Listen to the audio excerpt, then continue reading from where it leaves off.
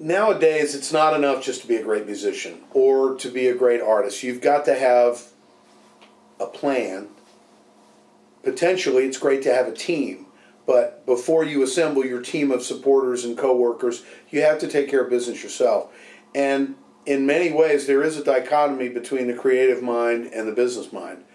I've been fortunate enough to kind of be able to do both sides of it to some degree. And it was only because it was pointed out to me early on just through my experience.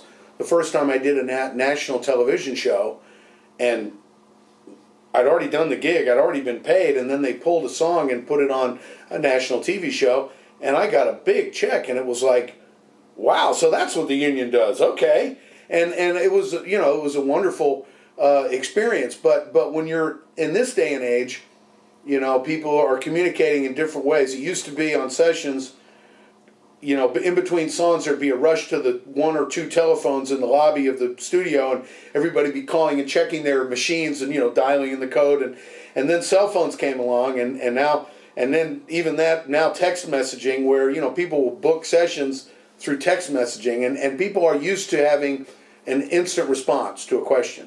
And it used to be someone would call you, and you kind of had the rest of the day to get back to them, to if you could do a session a couple weeks hence.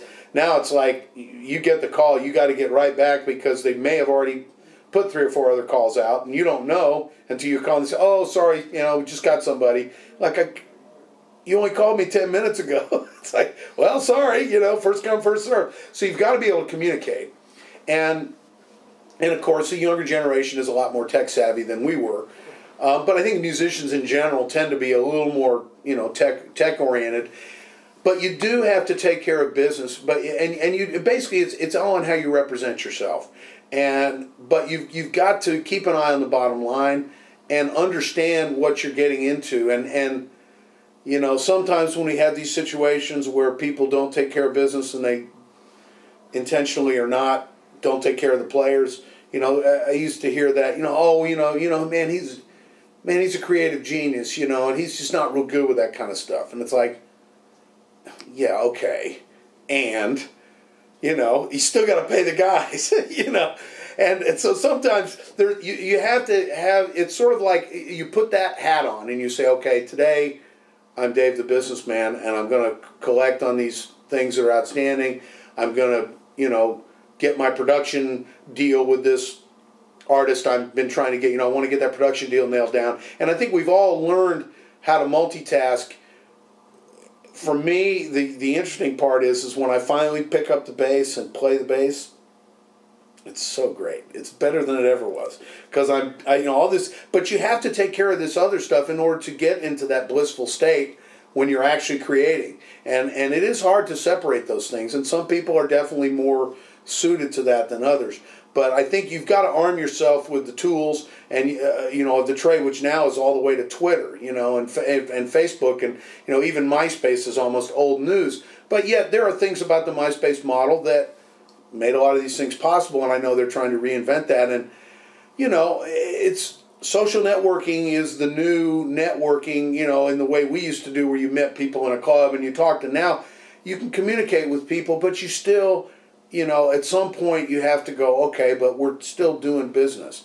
And it's difficult because record sales are down. And one of the really interesting things is how things go in cycles.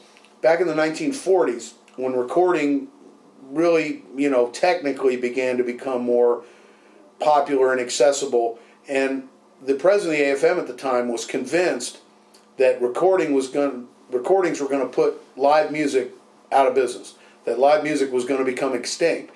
And there was about 20 years of real struggles within the union of recording musicians trying to be fairly represented, because they were seen as these interlopers who were going to, you know, like ruin the bandstand business. And now record sales have come and peaked, and they're on the way back down, and live music is healthier than ever, and that's where the real money is. And the best place to sell records for any kind of independent artist is at your gigs. And, you know, you can do Amazon and CD Baby and iTunes and all that stuff, but there's no substitute for doing a show and someone going, man, I got to have some of that. And so as the business models shrink, they also become more achievable. And I think that we're in an era now where there's independent artists have opportunities that were unthinkable, even 15, 20 years ago. I mean, I started my own little record label, Earwave Records, in 1989 and put out a cassette, recorded live at Douglas Corner. And I've put out about 14 projects over the years, a couple of solo records and band things. And my main goal was just never to lose too much money doing that, because it was my creative, getting my own agenda musically out, and I found it made me a much better sideman by doing my own stuff on the side, that I didn't come to the session or to the gig wishing I could be that, man, God, I want to, it's like that. I do that stuff on my own time, on my own dime, and I carved out a little niche in the bass world where people find the stuff that I do interesting, and I do other things. I do a fair amount of journalism. I write for Bass Player Magazine. I've been writing for them off and on since 93, 94, and I've written the foreword to a couple of books, and I've contributed to a couple different books about the music business because I'm fascinated with it all. I mean, this is, my only problem is stopping. But I think that there's a new generation of people that understand that being an independent artist is a good thing, and it's not doesn't mean you're not good enough. In fact, it may mean you're smarter than the average bear in a lot of ways. And so what we can do now is try to be that crossroads where they've made the jump, they've come to Nashville, they're trying to make some things happen, and we can give them a perspective on things you can do to protect yourself. Something that's really important, and we've talked about this before, is having a paper trail.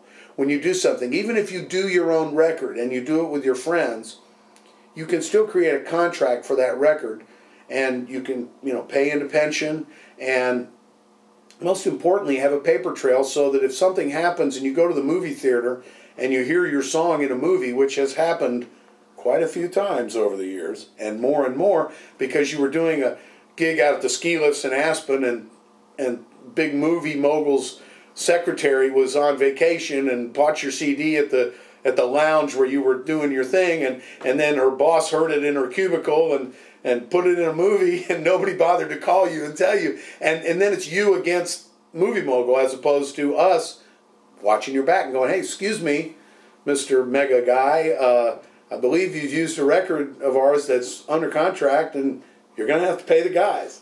That's our mantra. And girls, you're going to have to pay them. And so I think independent artists have to be sharper. But to me, this is all very encouraging. There are some things that are scary. The digital piracy thing and the idea that it's okay to give away someone else's property is one of our biggest things. And I think I'm hoping we've turned the corner on that a little bit, that there is more of an awareness and the rise of things like iTunes that make it awfully easy to go buy that song you like for $1. Is a good thing. But at the same time, there's so many CDs out there that the challenge, I think, business-wise, for any artist, independent or others, is going to be, how do you stand out from the crowd? How do you make it through? I think we're going to see, my prediction would be that we're going to see more and more websites that are going to act as filters and tastemakers. Kind of like Pandora is doing, where if you like this, you'll probably like this. And those kind of things you can do. And, it has to do with things that are still traditional marketing things. Your album cover needs to look good. Because people see a homemade album cover, and maybe they love your music so much they want to spend $10, but, you want to spend $10 or $15 on something that looks like you could have bought it at a store. But again, music is the trump card. I mean, if you've got the music, everything else can hopefully follow behind. And I think that we've got a generation of media savvy and tech savvy musicians and songwriters coming up. And in some ways, they don't need the traditional mechanisms of the business. But there are things that they need, and we can offer that. Collective bargaining and looking out for each other, those kind of things really, someone has to tell you or you won't know. We're reinventing the image of the union as being accessible, being modern, being, tech savvy. We're streamlining our operations with scanning and, cutting down on paperwork, finding ways to be more efficient, and it's working. And we're excited about it, and the buzz is good around town, and I love being here and feeling like we're doing something good for the community, and And I salute all of these efforts that everybody's making to kind of bring us together, because I mean, I've been lucky enough to travel a lot. My dad was in the Air Force, and I've moved around a lot, and I've been on tour a lot over the years. There's no other town on earth like Nashville. It's the greatest town for music that there could ever be. And, you know, I have lots of friends in New York and friends in LA, and I love those places. I love going to New York City.